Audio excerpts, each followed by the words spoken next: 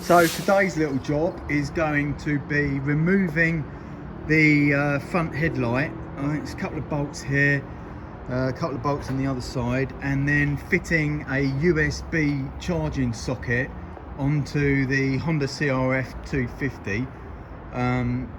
Apparently just in here somewhere there's a little connector that you can take apart, and then you can fit a new connector socket into, and then run a USB charger off it for my phone. So I've already done the Oxford hot grips on here, which I've got on there. I've got the swingy in out mirror thingy-mabobs, various other bits and bobs I've done to the bike. But the last thing I want to do is be able to have my iPhone for navigation running on there with outdoor active on it, and then have a USB socket that I can plug into. So that's what I'm going to be working on.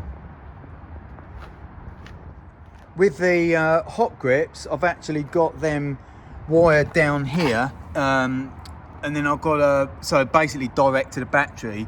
So at the moment the socket behind the headlamp isn't powering anything, so it should be more than enough just to run the USB socket off. What I've bought is this little adapter piece. So this will click into the socket behind the headlight there, and then with those flying wires, basically I will connect them up securely onto this contraption here. So I've got a fused wire that basically runs to a USB socket, and this end of it is what I'm then going to plug my iPhone into. So I've got all the elements that I need to put this together. So let's get into the actual video. So the first bolt we've got to take out is this one, the upper one on the right hand side of the headlight.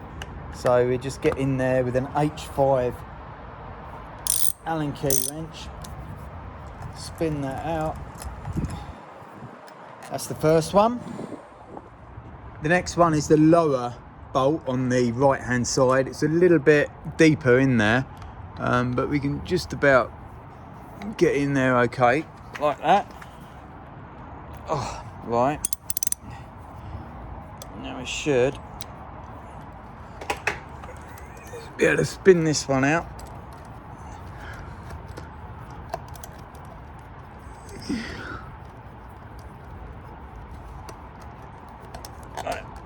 Like that. There we go. Beautiful. Okay, and the left hand side of the bike is much the same. There's the bolt, straight in with the H5 Allen key, and we just spin that out.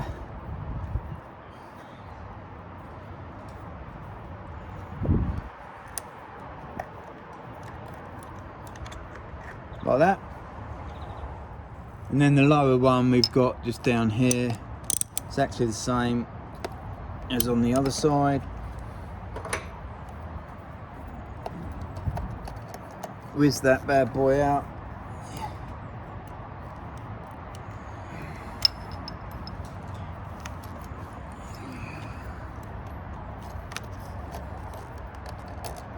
Like that.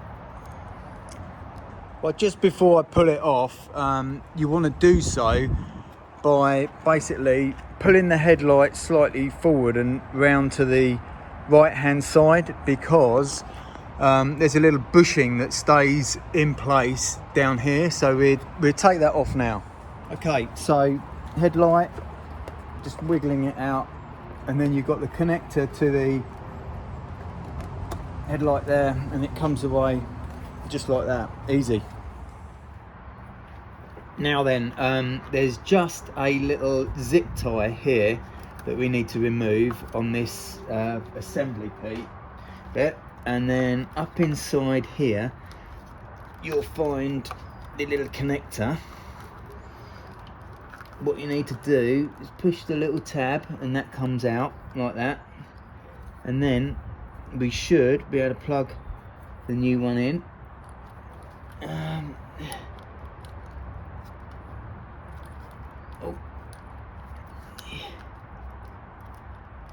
And there should be a positive click. So we've now had that positive click, and now what we do is we will fire the ignition up and then just double check that we've got the power 12 volts on the wires there.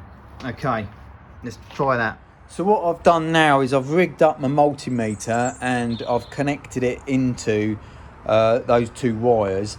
So with the ignition off, you can see there's nothing reading there. Turn the ignition on, boom, 12.8, 12.99. That's all good. So it shows we've got power there. Turn the ignition off, boom, nothing. So switched ignition circuit, perfect, exactly what I want it for. So now what I'll try is connecting the USB socket up itself. I have already tested the USB socket out separately, so I know that works. So for all intents and purposes, this should all work now when I connect it up. My next test is with the full harness in place and connected up to my iPhone. So that's the connector we tapped into with the two wires. I've temporarily just sort of connected it up here, and then we've got the whole harness. I've cut it down, so I've got the USB connector piece here.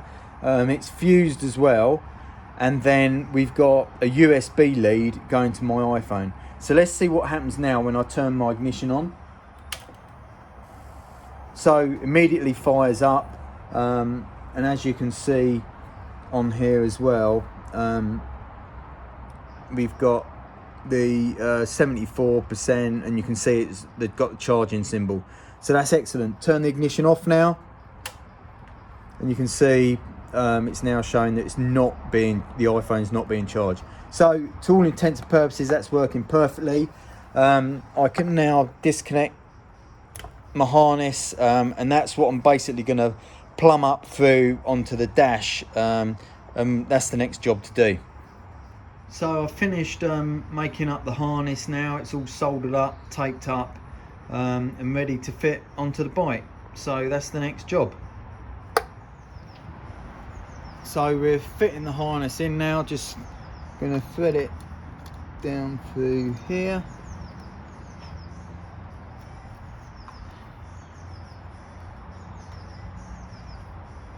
Like so. Then we got to get our cable, find the little connector up here again, and there we go. Again, listen out for that click. There we go, click. That's all perfect. Then what we're going to do, reassemble this, and then we're good.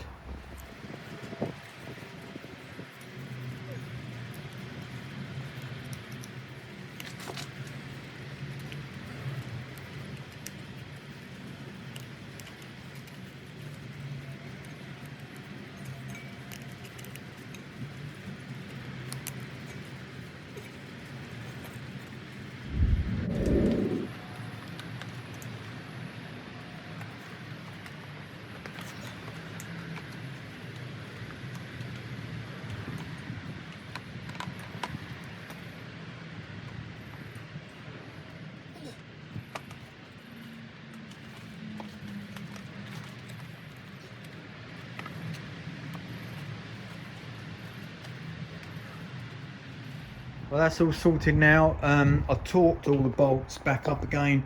I started the bike, it all seems to be working fine.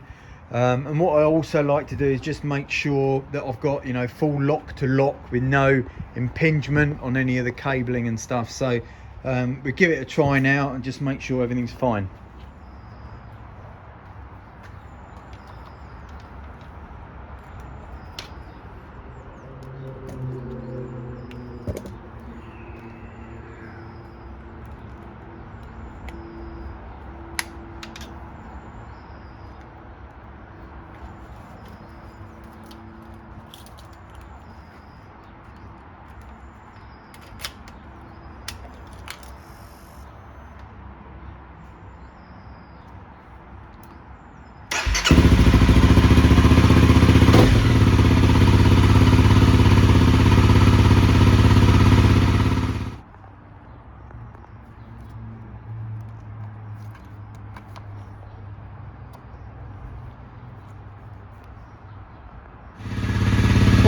good, guys. Got the heated grips here as well, as I said. Working fine, nice and toasty. I'm mapping, I'm outdoor active. Everything seems to be working good.